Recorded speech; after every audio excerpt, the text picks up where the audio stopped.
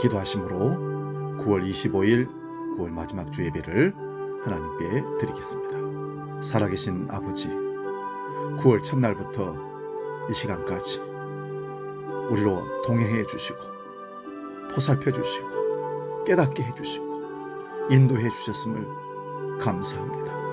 코로나와 더위와 태풍과 홍수가 쉬도 없이 몰려왔지만 우리는 여전히 하나님의 보호하심 속에 오늘도 살아있음을 감사합니다.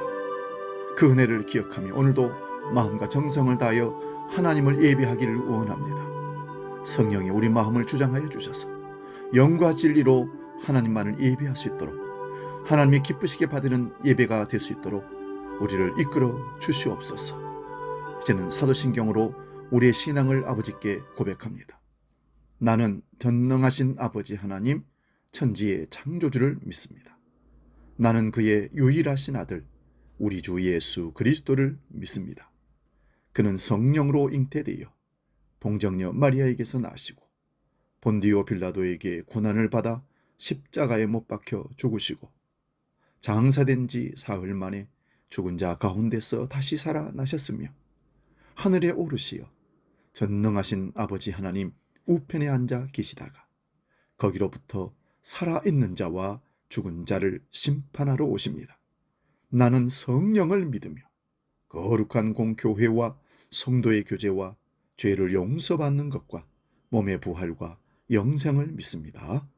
아멘. 찬송가 260장 우리를 죄에서 구하시리요. 함께 찬송합니다.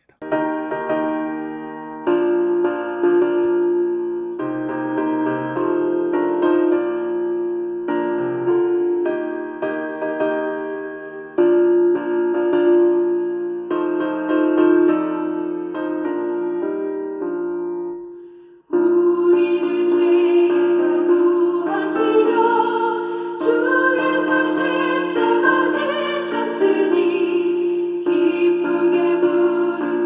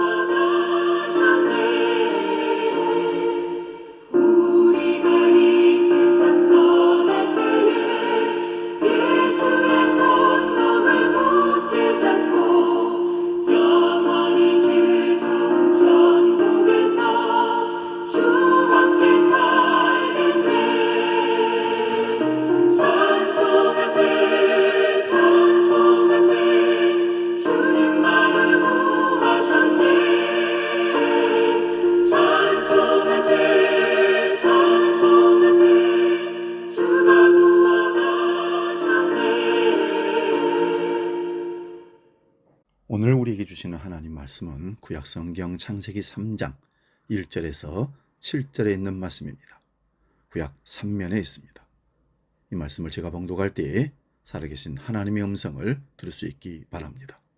창세기 3장 1절에서 7절 말씀 지금 봉독합니다.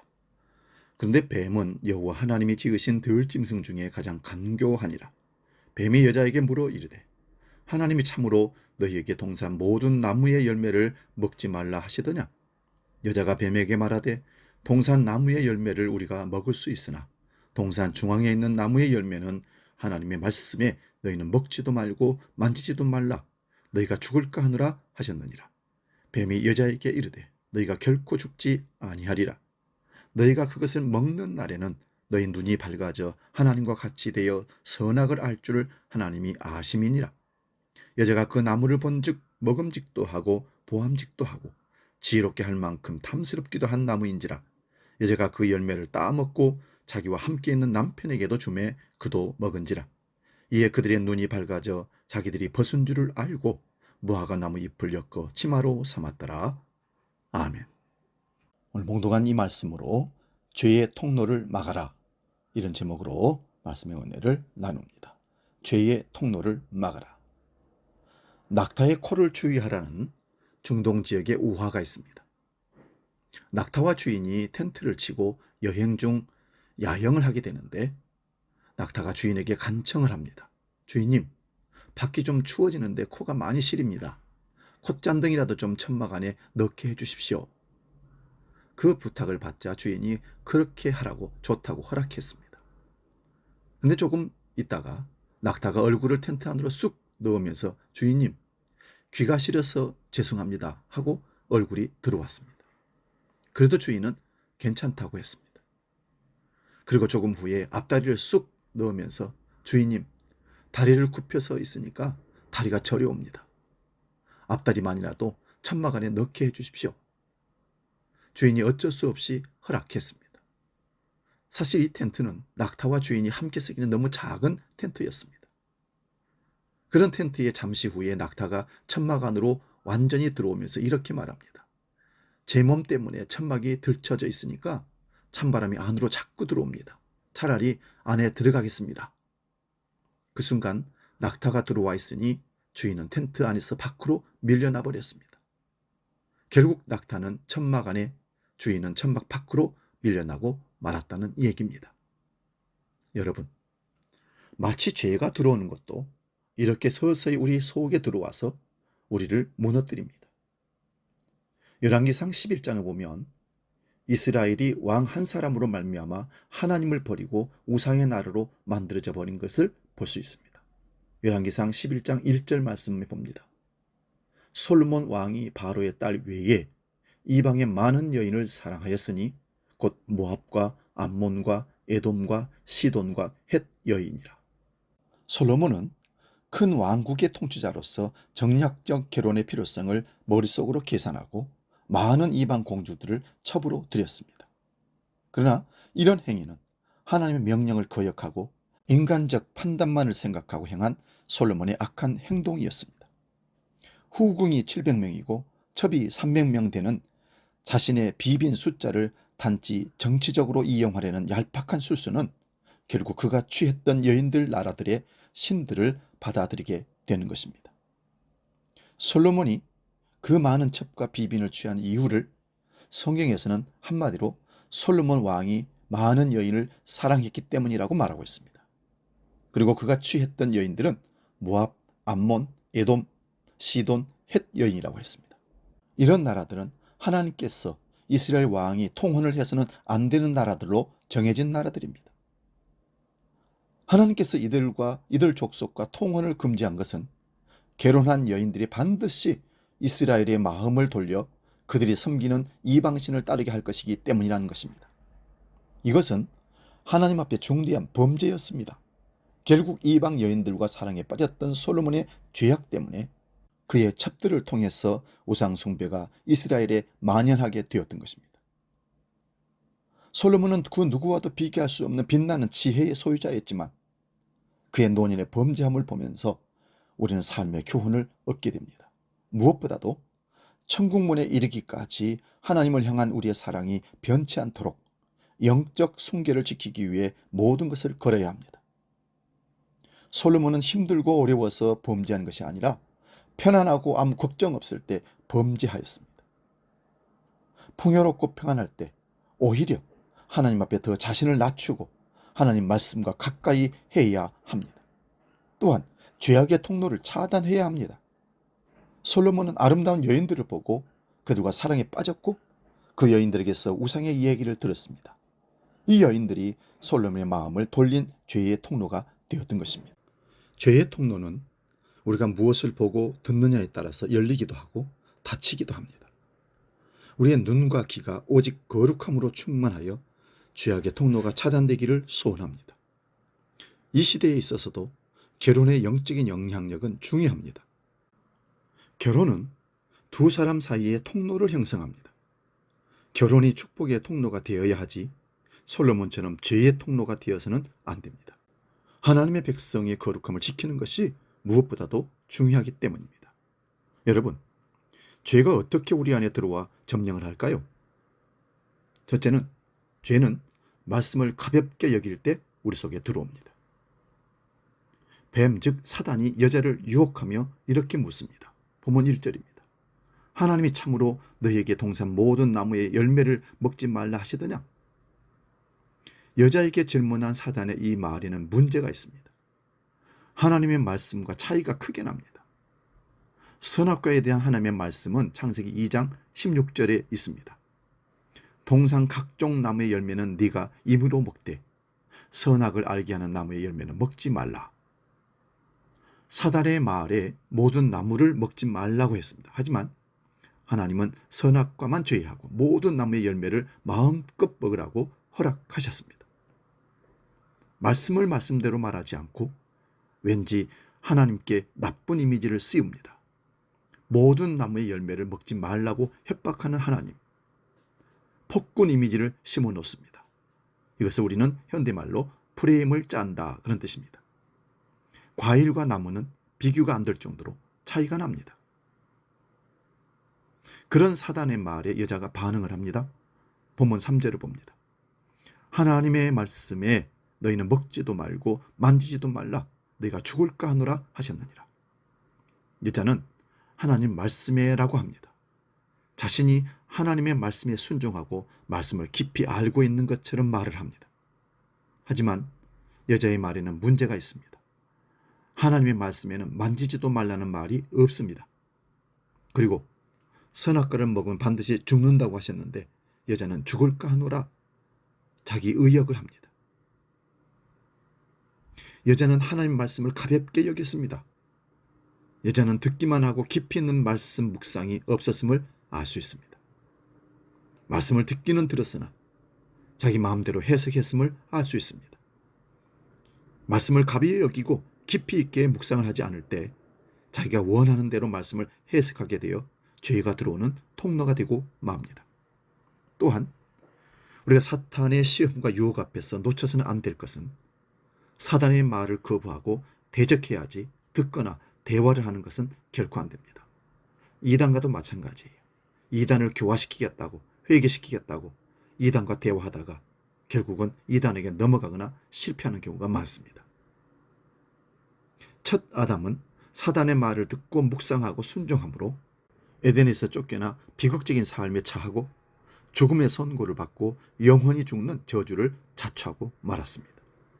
그러나 두 번째 아담이신 예수 그리스도는 마태복음 4장에 보면 40주 40야를 금식하고 줄이신 후에 성령에게 이끌려 광야로 나아가 사단에게 시험을 받습니다.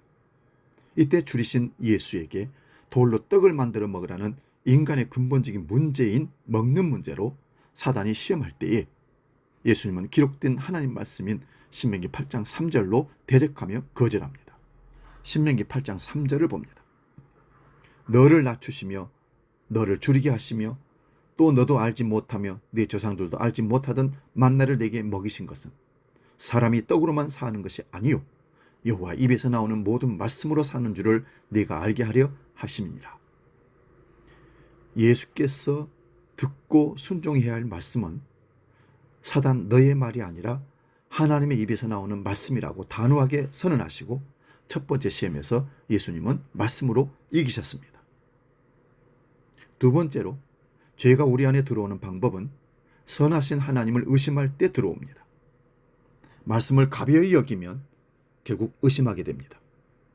무엇을 의심하게 될까요? 하나님의 선하심을 의심하게 됩니다. 여자와 사단의 대화 속에서 중요한 주제가 있었습니다. 하나님은 왜 선악과를 먹지 못하게 하셨는가입니다. 이 주제에 대해 사단은 여자에게 이렇게 말합니다. 먼저 선악과를 먹어도 결코 죽지 않는다. 그리고 선악과를 먹으면 하나님과 같이 되어 선악을 알게 된다. 이 말을 들으면 여자가 이렇게 생각할 수 있습니다. 우리가 하나님과 같이 될 수 있으니까 하나님 먹지 말라고 했구나. 먹으면 죽는다고 하셨구나. 이렇게 선하신 하나님을 의심하고 오해하게 됩니다. 하나님의 선하심을 의심하는 순간 죄의 통로가 바로 열리게 됩니다. 누가복음 24장에 엠마오로 내려가던 두 제자에게 부활하신 예수님께서 함께 동행하면서 부활을 의심하고 믿지 못하는 제자들에게 누가복음 24장 38절에서 이렇게 말씀합니다. 예수께서 이르시되 어찌하여 두려워하며 어찌하여 마음에 의심이 일어나느냐. 또한 바다 위를 걸어오시는 예수님을 유령이라고 두려워하던 제자들 중 베드로가 예수님을 의심하고 당신이 주님이시라면 우리 선생님 맞다면 물 위로 나를 걸어오라고 할 때 베드로가 주의 능력으로 물 위를 걸어가다가 파도를 보고 두려워서 의심함으로 물속에 빠진 것을 보시고 마태복음 14장 31절에서 주님이 이렇게 말씀하십니다. 예수께서 즉시 손을 내밀어 그를 붙잡으시며 이르시되 믿음이 작은 자여 왜 의심하였느냐. 믿음이 작은 자는 의심함으로 물속에 빠지고 마귀 시험과 유혹에도 빠지는 것입니다. 사랑하는 여러분, 왜 하나님께서 선악과를 먹지 못하게 하셨을까요? 분명하게 밝혀져 있지는 않지만 선악과를 먹은 후 결과를 보면 선악과를 먹지 말라고 하신 하나님의 뜻이 선함을 알 수 있습니다. 선악과를 먹은 후 아담과 하와는 어떻게 변합니까?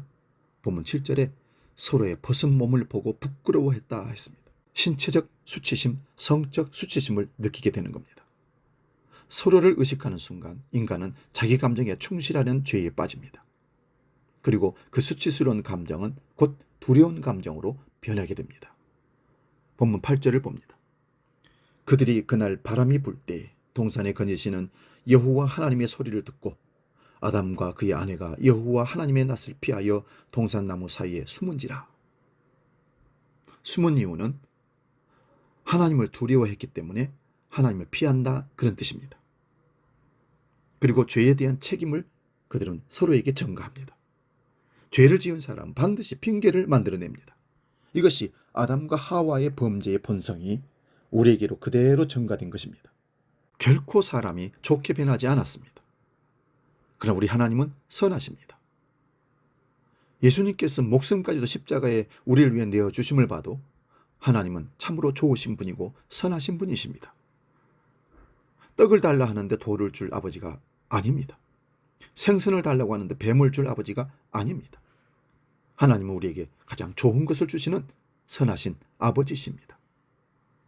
세 번째로 죄가 우리 안에 들어오는 경우는 죄는 눈에 보이는 대로 살 때 우리에게 들어옵니다. 본문 6절을 보겠습니다. 여자가 그 나무를 본즉 먹음직도 하고 보암직도 하고 지혜롭게 할 만큼 탐스럽기도 한 나무인지라. 여자가 그 열매를 따먹고 자기와 함께 있는 남편에게도 주매 그도 먹은지라. 여자가 그 나무를 본즉 먹음직도 하고 보암직도 한 것입니다. 지혜롭게 할 만큼 탐스럽기도 하다고 합니다. 선악과는 동산의 중앙에 있었습니다. 선악과는 하나님의 말씀, 하나님의 약속을 생각나게 하는 장치였습니다. 하지만 말씀을 가벼이 여기고 선하신 하나님을 의심하면 말씀과 약속은 생각나지 않고 그동안 보고 또 보고 보아왔던 선악과에 대해서 정욕이 가득한 마음이 생기기 시작합니다. 먹음직, 보암직, 지혜롭게 할 만큼 탐스러움, 말씀대로 사는 것이 아니라 눈에 보이는 대로 살면 반드시 실패합니다. 아브라함과 그의 조카 롯을 보면 알 수 있습니다. 창세기 13장을 보면 아브라함과 조카 롯이 함께 살았습니다. 함께 산 지가 얼마나 됐는지 양떼도 소떼도 재산도 종들도 많아졌습니다. 그러자 이제는 함께 사는 것이 번거로워졌고 불편해졌습니다. 종들이 서로 네 것 내 것 하며 싸우고, 그래서 이제는 갈라설 때가 되었다고 생각하면서 아브라함이 조카 롯을 불러서 이렇게 얘기를 제안을 합니다. 조카님, 이제 우리 너무 많은 재산 때문에, 종들 때문에 다툼이 너무 많아서 함께 살 수 없으니 이제 여기서 우리 헤어지자. 네가 좌하면 내가 우하고 내가 우하면 네가 좌할. 그런데 아브라함 삼촌은 조카에게 먼저 선택권을 줍니다. 조카 롯은 이미 그 땅이 어떤 땅이었는지를 알고 있었습니다. 그래서 눈에 보기 좋은 기름진 땅인 소돔과 고모라 땅을 선택을 했습니다. 그렇게 선택했던, 인간적인 눈으로 판단하고 좋아 보였던 소돔과 고모라 성은 결국 멸망하고 롯도 실패하고 맙니다. 반면에 이제 남은 척박한 땅에 서 있는 아브라함은 하나님의 음성을 듣게 됩니다. 아브라함아, 네가 보고 서고 있는 그 땅을 내가 너에게 축복하고 네게 주겠다. 아브라함은 하나님 말씀을 믿었습니다. 인간의 눈으로 볼 때는 척박하고 볼품이 없었지만 하나님은 축복하겠다고 약속했습니다. 보이는 대로가 아닌 하나님의 약속대로 하나님께 모든 걸 맡긴 아브라함은 결국 성공하고 그 땅이 축복의 땅으로 바뀝니다. 사단은 광명의 천사로 나타납니다. 여러분, 듣기에 좋은 말, 눈을 즐겁게 하는 것들에만 집중하지 마시기 바랍니다. 한마디로 육체의 즐거움만 따르지 말라는 말씀입니다. 종교개혁가 루터는 새가 머리 위를 날아다닐 수는 있지만 둥지를 틀게 하지는 말아야 한다고 말했습니다.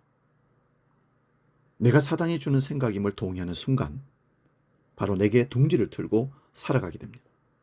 그러면 꼬리에 꼬리를 물고 지옥 속으로 고속 행진을 하게 되는 것이고, 내가 착각할 수도 있고 나의 잘못일 수도 있습니다. 설령 내가 잘못했다 하지 않더라도 그의 있는 모습 그대로 이해하고 받아주지 않은 나의 생각 자체가 사단적인 행동이 될 수가 있습니다. 모든 상황은 나를 하나님 아들 삼으시려는, 나를 하나님 닮게 하시려는 주님의 인도하심입니다. 내가 그걸 인식하고 내 안에 하나님 살아계심을 믿기에 오는 하나님 의식을 품고 살아간다면 정말로 범사의 주님과 동행함으로 오는 천국을 우리는 걸어가게 될 것입니다. 섣불리 올라오는 모든 생각들의 그 밑 본마음을 우리는 꼭 살펴야 합니다. 그래야 주님 마음을 닮아가는 천국의 삶을 살아가게 되는 것입니다. 마귀는 어떤 일을 계획하고 움직입니다. 그래서 치밀합니다. 하지만 성도는 그런 마귀 계략을 깨닫지 못하고 넘어가는 경우가 많습니다. 왜 그럴까요? 마귀가 계략을 짤 때 이미 내 안에 쓴뿌리가 자라나도록 씨앗을 뿌렸기 때문입니다. 가룟 유다가 그랬습니다. 요한복음 13장 2절에 보면 마귀가 벌써 시몬의 아들 가룟 유다의 마음에 예수를 팔려는 생각을 넣었더라. 요한복음 13장에 예수를 팔려는 생각을 가룟 유다의 마음속에 뿌려둔 것입니다. 이런 마음은 회개하면서 해결해야 하는데 그것을 마음에 품고 있다가 나중에 진짜로 가룟 유다가 예수를 파는 일이 있게 되는 것입니다. 로마의 군인들을 데리고 예수님을 체포하려고 겟세마네 동산에 올라왔던 유다의 입맞춤을 통해서 예수를 팔아넘기는 비열한 행동을 그는 이룩했습니다. 이것이 의심이나 불심이나 팔고자 하는 마음을 넣었던 것입니다. 우리 마음에는 이런 마음이 있습니다. 교회랑 등지는 것도 순간이고 목회자와 등지는 것도 한순간이고 성도들과 화합하지 않는 것도 한순간입니다. 다시 말해 이들 마음에 이미 가룟 유다의 생각과 마음이 있다는 것입니다. 구약 성경에 나오는 여러 왕들 중에 아합 왕은 가장 사악한 왕 중의 왕입니다. 그런데 아합의 마음에 갑자기 욕심이 들어갑니다. 그래서 나봇의 포도밭을 빼앗고자 합니다. 왕이 부족한 것이 무엇이 있을까요? 포도가 없어서 포도밭을 빼앗는단 말입니까? 뭐든지 다 가질 수 있는데 이미 다 가졌는데 나봇의 포도밭 때문에 밥을 먹지 않는 라합이 등장합니다. 열왕기상 21장 4절입니다.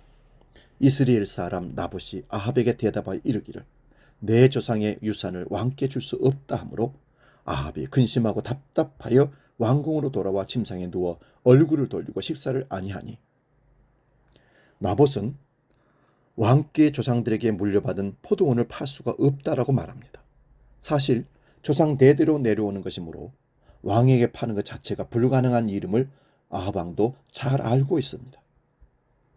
그래서 아합 왕은 나봇의 말을 듣고 근심하고 답답하고 식사를 하지 않았다고 말합니다. 그런데 그 옆에 있던 악한 왕비인 저주받은 이세벨이 나봇을 죽이고 빼앗으면 되는 것을 왜 왕은 나약하게 그렇게 밥도 먹지 않고 그렇게 슬프게 있느냐고 그러면서 마음먹고 장로들과 그 외의 사람들에게 거짓 증인을 세워서 나봇을 죽이고 나봇의 포도원을 빼앗아서 자기 욕심을 채웠습니다. 그러나 이것으로 다 끝난 것이 아니었습니다. 하나님께서 그를 두고 보고 계셨던 겁니다. 그래서 그냥 두시지 않았습니다. 그 여인을 이세벨을 창문 너머로 던져지게 해서 개들이 시신을 먹어버리는 죄의 심판을 행했던 것입니다. 아합 왕의 죄악은 사단이 먼저 아합 왕의 마음 가운데 탐욕이라는 마음을 던져 넣었습니다. 그리고 아합은 자기가 왕이라는 권력과 위력으로 백성 나봇의 포도원을 쉽게 빼앗을 것으로 생각했습니다. 그러나 조상 대대로 물려받은 그 토지는 결코 팔거나 남에게 줄 수가 없었던 땅인 것을 자기도 알고 있었습니다. 그리고는 그것을 하지 못하니 울분이 터져서 알아 누웠던 것입니다. 그러면 거기서 멈췄어야 됩니다. 그런데 자기 아내에게 그 사실을 말하고 아내 이세벨이 악행을 저질러 백성 나봇을 죽이는 살인죄를 저질렀던 것입니다. 그리고 바로 하나님은 그에게 살인을 방조하지 않고 심판을 행했던 것입니다. 죄의 통로를 막지 않으면 이런 결말을 맞는다는 사실을 기억합시다. 시편 1편 1, 2절을 읽고 마치겠습니다. 복 있는 사람은 악인들의 꾀를 따르지 아니하며 죄인들의 길에 서지 아니하며 오만한 자들의 자리에 앉지 아니하고 오직 여호와의 율법을 즐거워하여 그 율법을 주야로 묵상하는도다. 여기 악인의 꾀, 죄인들의 길, 오만한 자의 자리, 죄에 빠지지 않기 위해서는 하나님 말씀을 주야로 묵상해야 한다는 말씀입니다. 사랑하는 여러분, 죄의 통로를 막는 방법도 하나밖에 없습니다. 여호와의 율법을 하나님 말씀을 주야로 묵상하는 것입니다. 즉 하나님을 사랑하면 죄는 들어오지 못합니다. 하나님 말씀으로 우리를 채우고 무장해서 하나님을 사랑함으로 죄를 멀리하는 삶을 살 수 있기를 주의 이름으로 축원드립니다. 복음 찬양 세상의 유혹 시험 찬양하고 기도하고 마치겠습니다. 세상의 유혹 시험이 내게 몰려올 때 나의 힘으로 그 것들 모두 이길 수 없네. 거대한 폭풍 가운데 위축된 나의 영혼 어찌할 바를 몰라 헤매이고 있을 때 주를 찬양 손을 들고 찬양 전쟁은 나에게 속한 것 아니니 주를 찬양 손을 들고 찬양 전쟁은 하나님께 속한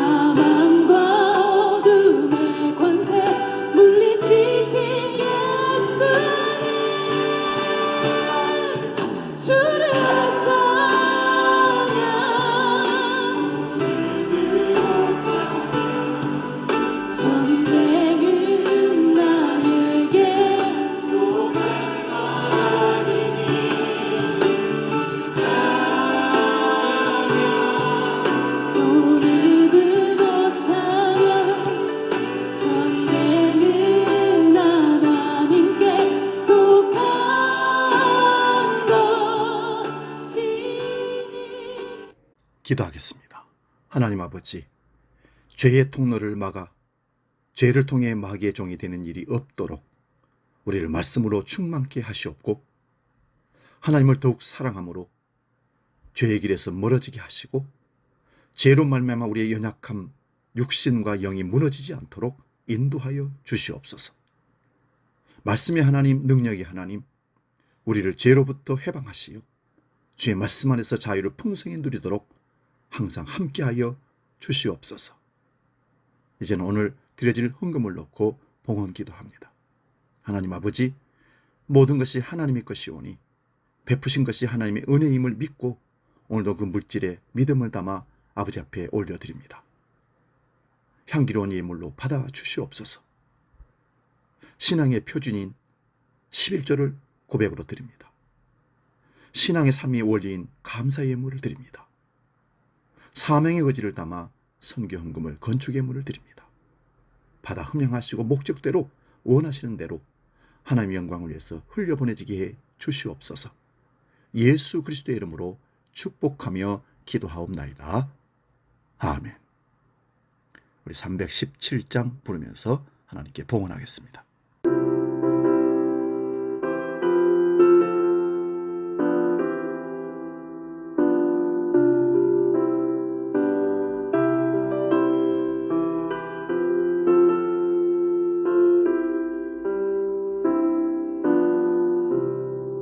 내 주 예수 주시네 한없건만 내 주 앞에 이 작은 것 나들이니 주 예수여 내 정성을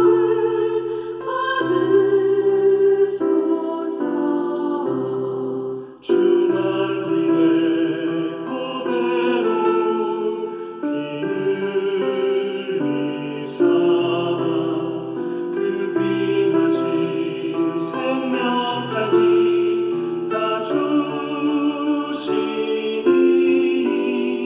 내 천한 몸이 생명을 왜 아끼랴. 이어서 교회 생활 소식 안내합니다. 주보를 참고하시기 바랍니다. 오늘 예배 후에 예전도의 9월 원례회를 본당에서 갖습니다. 매주일 주일 오전 9시 20분에 청소년부실에서 성경 공부가 진행되고 있습니다. 새벽기도 안내입니다. 10월 첫 주 월요일부터는 5시 30분에서 6시로 늦추어서 새벽기도를 합니다. 바자회 안내입니다. 남성계 주최로 10월 9일 후생사업으로 바자회를 엽니다. 안 쓰는 물품이나 중고 물품들 가져오시면 작은 금액으로 판매해서 귀한 일에 쓰도록 하겠습니다. 그리고 황토 고구마도 신청 판매합니다. 예배위원 광고입니다. 10월 예배위원들은 주보와 게시판을 보시고 기도와 헌신으로 예배를 준비하시기를 바랍니다. 다른 광고는 주보를 참고하시고 이제 620장 찬송 부르시고 축도하고 마치겠습니다.